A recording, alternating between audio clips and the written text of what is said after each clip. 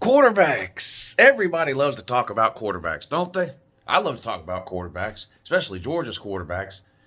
I'm going to talk about the quarterbacks in the SEC East for 2022 in this video. And if you guys like it, I'll do one for the SEC West. Hit the thumbs up if you want me to do one for the SEC West too, or some other conferences too. Just let me know down below and hit the thumbs up.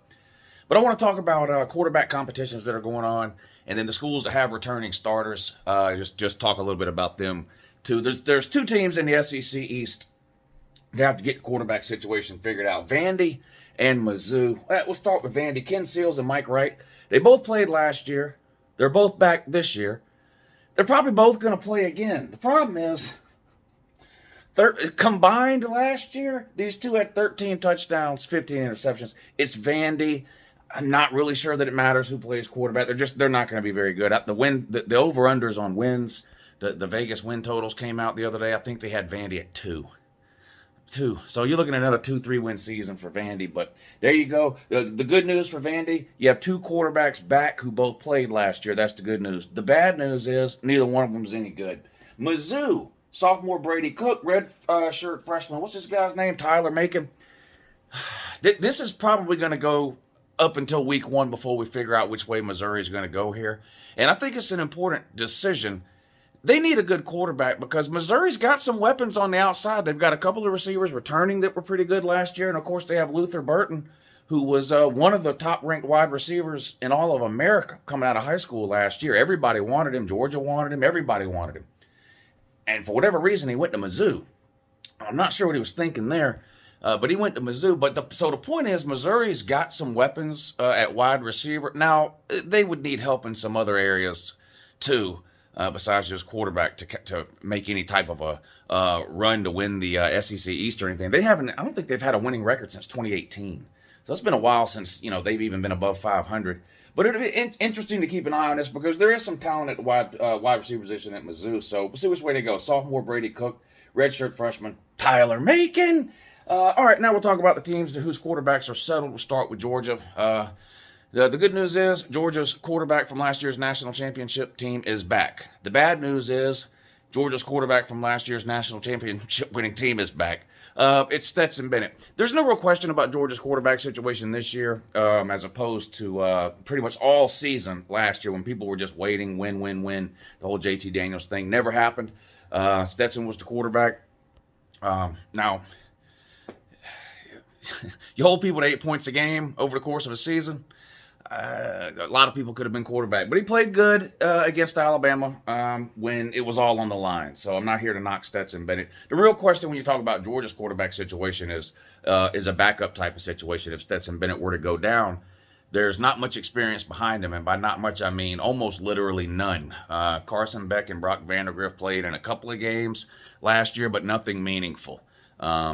It appears as though Carson Beck right now is in line to be the backup quarterback this year, the second-string quarterback. It's his third year in Athens. Brock Vandergriff is his second year. And, of course, you have Gunnar Stockton, the freshman. But you're not going to see me on here all offseason long. Oh, man, I hope they start this guy or I hope they start that guy. Stetson Bennett is starting come hell or high water, barring injury. That's it. That's it. Or Georgia loses 2 or 3 games or something, then maybe. But that's not going to happen. You already know. Yes, Stetson Bennett quarterback. Now, I do hope that in the second half of whatever blowouts Georgia happens to find themselves in this year, whoever the backup quarterback is, I hope they get put in a game and are allowed to run the offense and not just hand the ball off 45 times. I would like to see 1, even 2. I would like to see Carson and Brock, honestly, get some meaningful playing time this year, some experience to prepare them for next year because Stetson Bennett's 33 years old. No matter what rules they tweak or change, he can't stay anymore. He has to leave after this year. He's been in Athens since 2017. Let that sink in. So there you go with Georgia. Florida, no controversy there. AR-15, Anthony Richardson is or will be the starter. Emory Jones was going to transfer, then he changed his mind, then he did transfer, and landed at Arizona State.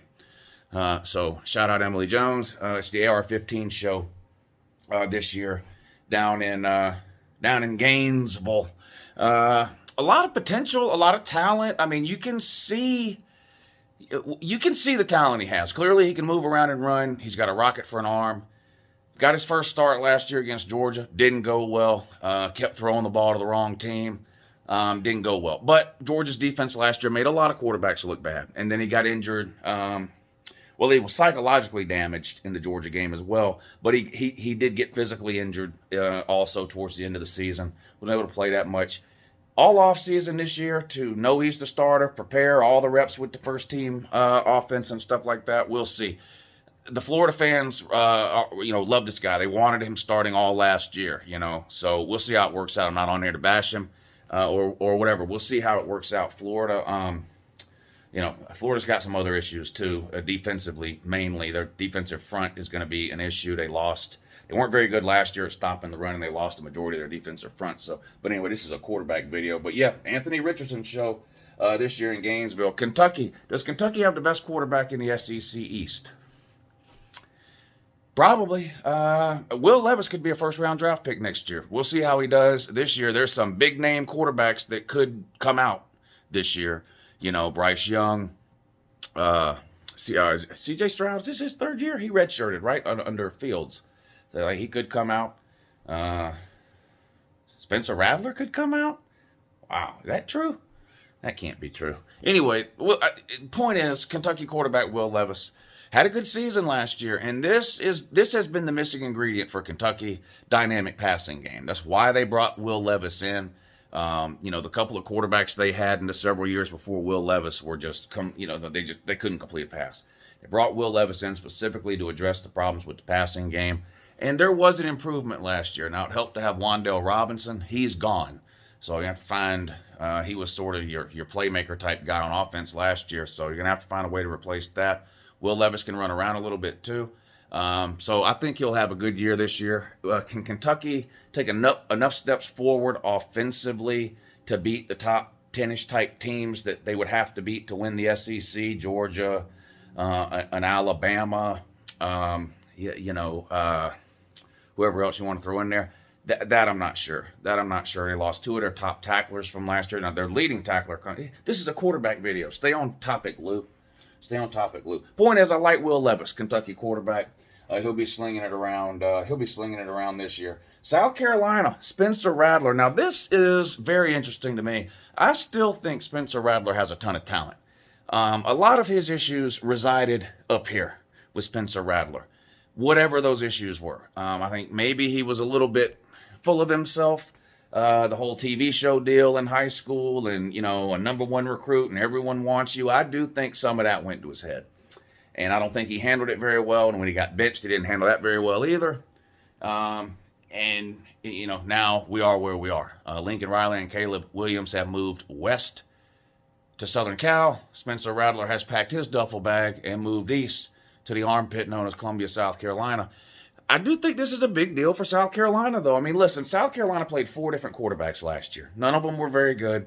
One of them was like a graduate assistant that was literally holding a clipboard as part of the coaching staff like 3 weeks before the season started. They looked over and they go, you put a helmet on, you're now the quarterback. It wasn't a good situation. They got to run the ball better. They do get all their offensive linemen back, which will help with protection for Spencer Rattler. But look, regardless of what you think of Spencer Rattler as a person, right? And I know there's a lot of mixed feelings out there about Spencer Rattler. You can't deny he's the most talented quarterback South Carolina's ever had, period. We looked up the rankings the other day. I think was it on the morning show? It was either on the morning show or the call-in show. I don't remember. We looked up South Carolina's all-time recruiting rankings, right? The highest players ever. Spencer Rattler would be like their 5th highest rated recruit ever. And he is their highest rated quarterback ever. But he's up there as far as South Carolina recruiting with names like Jadeveon Clowney and Marcus Lattimore and these guys here. So I do think it's a big deal for South Carolina to get him. I think he's going to be the best quarterback. He'll be the best quarterback they've had in 10 years, at least. Connor Shaw did some things. What was the guy that kept waking up in the gutter every morning? Steven Garcia. Yeah, he never really panned out, did he? No, he didn't. Anyway, so I do think it's a big deal. We'll see. I think South Carolina's in a tough spot, I think. Their schedule is brutal. I think South Carolina could be better this year than they were last year, but have a worse record. But big deal for them to pick up Spencer Rattler. And, of course, Tennessee, Hendon Ho. Our good buddy Hendon Hooker returns to Tennessee. And, look, nobody loves kicking Tennessee when they're down more than Uncle Lou does. Hendon Hooker could put up ungodly numbers this year. It's possible in that offense that he could do that. I mean, he put up pretty good numbers last year, and he wasn't even the starter at the beginning of the season. Hell, he 31 touchdowns and only 3 interceptions. And you got to remember, they're throwing the ball a lot. They're throwing the ball a lot and throwing it deep a lot. But not very many interceptions. 31 touchdowns, 3 interceptions last year. Their offense is fun to watch when it's working. Now, the problem is Georgia shut it down. Bama shut it down at the end of the game, and then that's where Tennessee gets in trouble, right?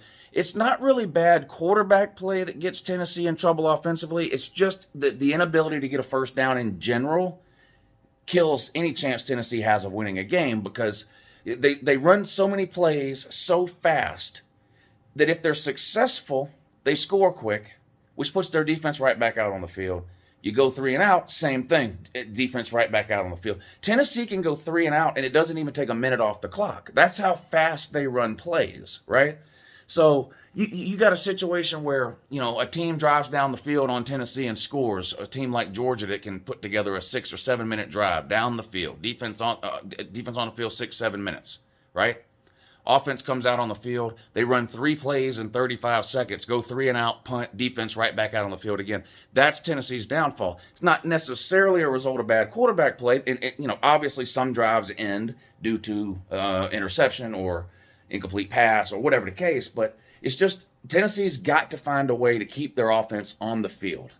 That's the key for them this year. And I do think Tennessee will be good this year. And if they beat Pitt in Florida in the first month of the season, they play Pitt in week 2 and Florida in week 4, I believe. The other 2 games are against nobody schools. If they beat Pitt in Florida and they're sitting there at 4-0, I do think it's possible Tennessee can win 9 or 10 games, 100%. If they lose to Pitt in Florida, they're looking at another 7-5 season. But Hendon Hooker's going to be fun to watch this year, back for them. Josh Heupel with that offense they run. And Tennessee kind of surprisingly ran the ball okay last year too. So, and Hendon Hooker can take off when he wants to or when he needs to. So it'll be a fun offense to watch with Hendon Hooker there. So there you go, SEC East quarterback situation. Let me know what you thought about that down below. If you want me to do one for the SEC West, let me know that down below and give the video a thumbs up, and then we'll go from there as far as doing other conferences or divisions. Have a good morning.